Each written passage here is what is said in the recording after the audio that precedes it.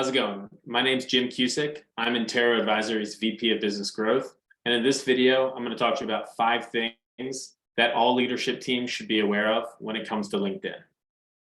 First thing, LinkedIn CRM is your number one when it comes to your sales tool.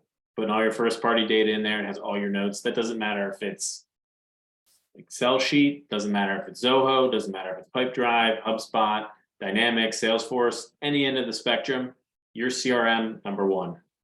In my opinion, 1B, LinkedIn, especially LinkedIn Sales Navigator, whether it's tied into your CRM or not.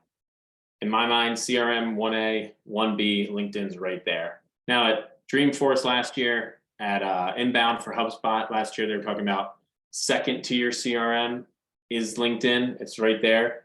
I say that 1B because I think it's that close, but at minimum, it's second. It's not just another sales tool. It's not just something that you can just, it's a throwaway. It's something that is that's just social media, or that's something my salespeople waste time and say they're doing sales activity, but they're not getting anything from LinkedIn. That's not what LinkedIn is. LinkedIn gives you access to so much data, and you can take that first party data you've been collecting for years in your CRM, hopefully, if your salespeople are taking good notes. Hopefully, if you're capturing all those great conversations, all that non-public information that you're capturing, you're learning from your client base, from your prospect base, competitor analysis, all of those different types of things, all captured in your CRM. You layer over triggers and buyer signs from LinkedIn into that, and being able to act on people updating their profile live, putting out content that they're interested in, interacting with content that they're interested in. And all of a sudden, your revenue teams are humming. They're able to identify, what do they say, 5% of buyers are in a ready state to buy. So if you're just looking at that, they're able to identify that ready state so much easier. And it's not that someone came to your website. Half the time when I hear about someone came to my website, and I need to act on it because I get this intent form that I need to act on because something told me someone came to a page on my website, it's probably another salesperson. Just like on your LinkedIn company page, that view, probably a recruiter, job seeker, or salesperson. Those are the people who are surfing the web all day. Other people are at work. So if you actually break it down, you have your CRM, you're loading it with that first party data. You have your LinkedIn network set up the right way. You can gain huge value, a ton of traction directly from looking at it as 1A, 1B, or 1 and 2 right there. Using them in tandem, whether they write back to each other or not, that's money. You're literally gonna see so much growth, hit quotas so much easier when you're using them in tandem. Second, LinkedIn has 20 years of first party data. 20 years it's been collecting. I think they're up to 900, close to 900 members now worldwide. Realistically, let's just call it 750 for argument's sake. If you take out duplicate profiles, inactive profiles, I've seen people with like 6 profiles that they just kept creating every time they got a new email. They were logged in on their phone one way, they were logged in on the computer the other way, their desktop one way, laptop the other way, and they just have created all these profiles that are inactive. That's counted in the total members. LinkedIn does a good job of sifting out fake members. They now have this verification with clear third-party verification of a government-issued ID. They're doing well on cleaning that up. But let's call it 750 million people on LinkedIn. You take all the company data, all those individuals putting data into LinkedIn. LinkedIn's taking all that data and allowing you to harness it with tools like Sales Insights, Talent Insights. You can literally act. They're layering artificial intelligence. In 2018, LinkedIn said, I think it was 2018, LinkedIn said that for LinkedIn, artificial intelligence is like oxygen. All the recommendations you see, the Relationship Explorer and Sales Navigator, the insights of 2 points on average, 2.6. This person's probably most likely to leave this company because on average at 2.6 years of tenure, someone either is promoted or moved. This is all things that could be right at your fingertips. Some of it's on the free version, some of it's paid. Obviously, you're the product if you're on the free version, you're helping put in that data, but you do get some benefit from that, but a lot of it's on the paid side. But for a pretty nominal subscription, you can harness with artificial intelligence. Well, over 12 billion data points. Obviously, you don't probably need that for your business. You don't need all the data points, but for your target markets, your total addressable market, all those different factors, you layer over that intelligence, that access to data, and you can make really smart decisions and work a lot more. This is my theme. You can work more effective and more efficiently when you're doing it. I'm the first one to admit LinkedIn can be a huge time suck. You have to figure out how to be effective and efficient when you're spending time on it. And it's effective and efficient for your skill level. No one is going to be, not no one, but most people are not going to be at the same level as me when it comes to skill level on LinkedIn. Someone who has a lower skill level on LinkedIn, their effective and efficient is going to be defined a little bit differently, but that doesn't mean they still can't be effective and efficient for their skill level. So obviously, first thing we talked about, second only is CRM. Second thing, there's over 12 billion data points. Harness that first party data, 20 years of data, harness it for your business. Third one, LinkedIn is not magic. I always hear like, what's the magic bullet? What's the secret sauce? Can I get that magic formula? It's not magic. I hear leadership teams thinking, well, I don't know why my people aren't getting more out of LinkedIn. Just because you paid LinkedIn a subscription, LinkedIn does not have the best customer success. We recently bought a pretty expensive product from LinkedIn, have yet to hear from the customer success side of LinkedIn. We're supposed to have part of it, dedicated customer success person. This has happened over and over again for not just Intero, for a ton of companies we work with, where it's just ghosted. Or it's one of the reasons we have a business. The onboarding, the customer success is minimal. Really minimal. It's kind of the basic button pushing, no strategy, no measurements behind it. It's just like, are the licenses activated? Are people clicking around and sending messages? Thumbs up. That means you're using LinkedIn well. That's not the case. It's not magic. There's a significant time investment to get the magic out of it, to have success, if you're trying to define success in a certain way. But like I said, a minute ago, being effective and efficient for the different skill levels on your revenue teams, on your talent attraction teams, is the important piece. You just got to find that sweet spot for every person. And then once they build the foundation, they just start acting on it. So please don't think it's magic, and don't think you're going to throw a little bit of an investment of time and a little bit of an investment in money, and all of a sudden all these crazy things are going to happen for you and your business on LinkedIn. The people who get the most out of it are the people who are putting the right amount of effort in for their skill level. So the fourth one, LinkedIn is a revenue catalyst for your business. It is not just another, as I said at the beginning, another sales tool, another time suck tool. It is a revenue catalyst if you use it the right way.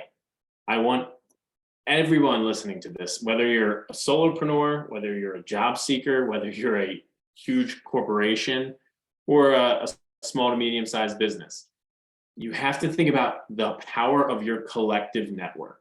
So if we'll go through that whole spectrum there. If I'm a solopreneur, I'm a job seeker, or I'm an individual, the collective network is the people I know, and then my centers of influence, their networks, and how that all pieces together. And that's my collective network as an individual. As a company, if you have 100 employees and you have, I don't know, an average of, let's just say 300 connections per each employee, you have such a huge sphere of influence on LinkedIn. That's your digital network. That's who's seeing the things. They don't have to be following your company page. That's who's seeing things reposted by your company.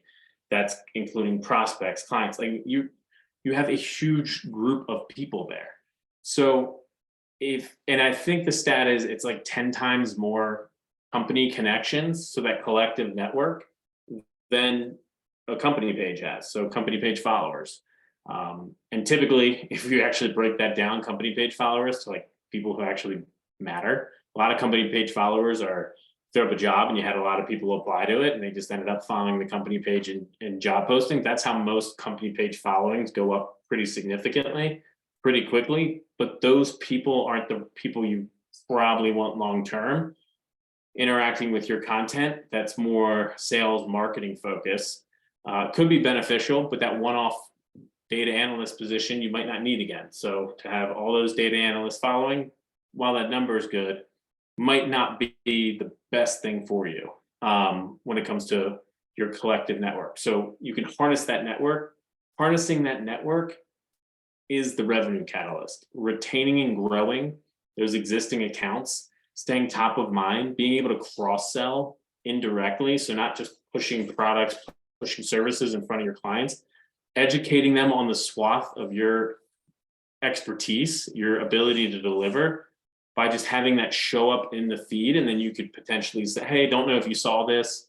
Hey, on the next call, we just posted about something, just wanted to mention it to you guys. It's a complete indirect way to make sure they're aware of all the services that your company offers, all the things you can do for them. The worst thing, it's so annoying. The worst thing that can happen is if one of your clients doesn't know you offer something and buys that from a competitor, and then all of a sudden you're like, really? And it was just because they weren't educated, but you're not, it's because you probably felt like I shouldn't, I'm talking on the tactical level, push this down, keep pushing products to my clients. They're an existing client. They should be aware. We've talked about it. You want that stuff to be in the mix. LinkedIn is that community you're creating without having people log in somewhere, without having people have to sign up for something. They're already on LinkedIn. Cultivate that community and understand what's the collective network for my organization. And there's easy way. LinkedIn's come out with features to be able to actually evaluate and analyze that network and see, are we actually connected to our clients? Are our clients, our prospects, our partners, the people we want to influence, the people we want showing up, are they actually seeing our stuff?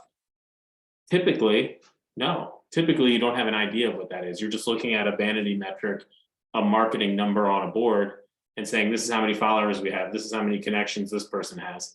I would rather have a bunch of very tight networks than a bunch of networks that are all over the place, not intentional. It's just dilution, and it's not gonna help your business.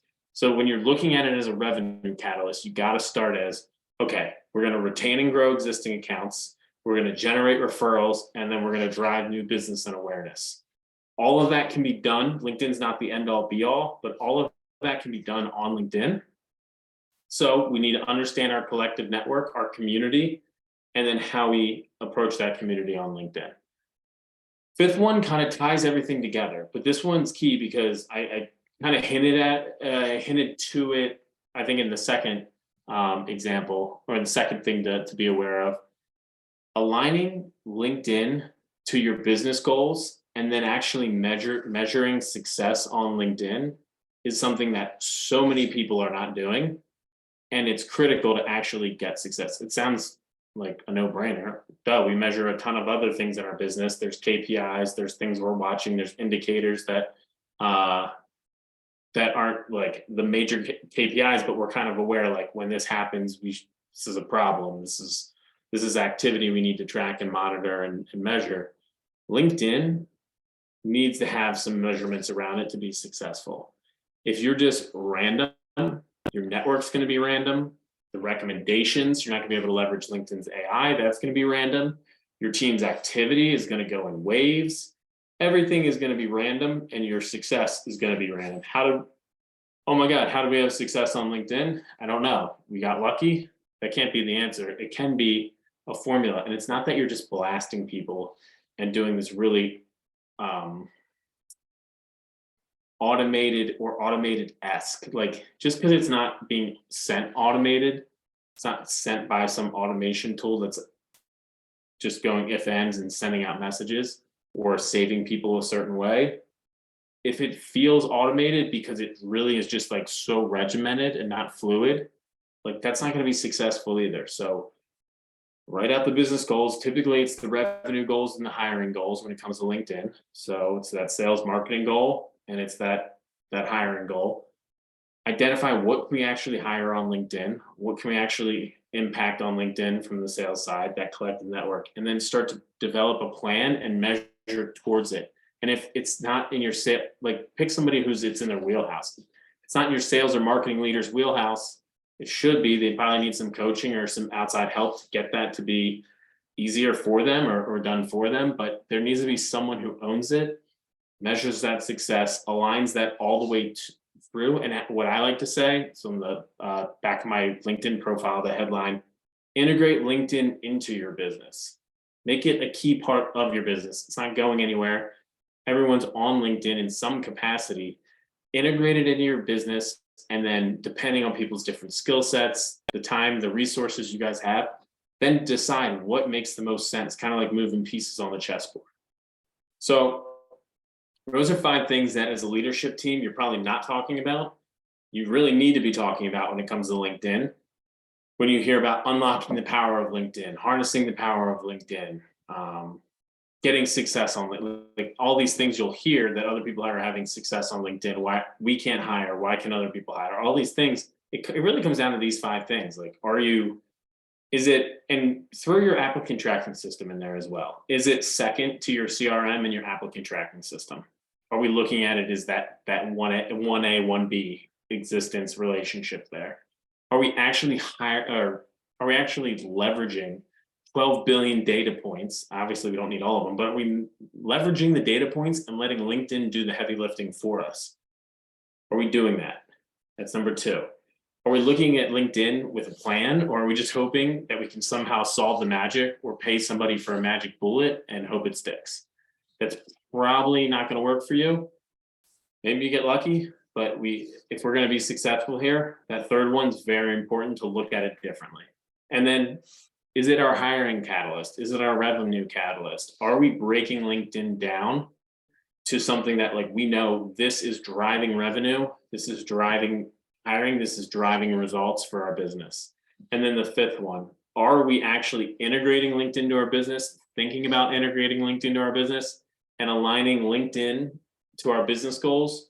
The right tools, the right people, the right time, all those resources in the right place, straight down from this is where we see our business going. This is what we're working on now. And then on the tactical level, this is how we're actually executing. And this is where LinkedIn fits into everything else we're doing on a day-to-day basis. If you can do that and you get everyone kind of moving in the same direction, you're not going to get full buy-in with LinkedIn. There's going to be people on your team who fits my profile, I feel uncomfortable, those types of things, that's fine. But if you get most people moving in the right direction, that's going to really benefit your business. So I appreciate you guys sticking with me for the whole video. Really, these 5, I think these are by far the 5 most important things for leadership teams to be aware of as it comes to LinkedIn. If you want to discuss your business specifically, what you're doing on LinkedIn now and what you could be doing, reach out to anyone on the Intero advisory team. We're always happy to have a chat. We're always happy to help. And if we can fit in and work for your team, great. If we can just provide you with some advice and you guys can just recommend either our videos or us for other people you know, we really appreciate it. We'll be putting out more videos like this, and then there's an accompanying blog as well if you like the written format. Really appreciate you guys taking the time. Again, my name's Jim Cusick. I'm our VP of Business Growth, and we're Intero Advisory. Thanks.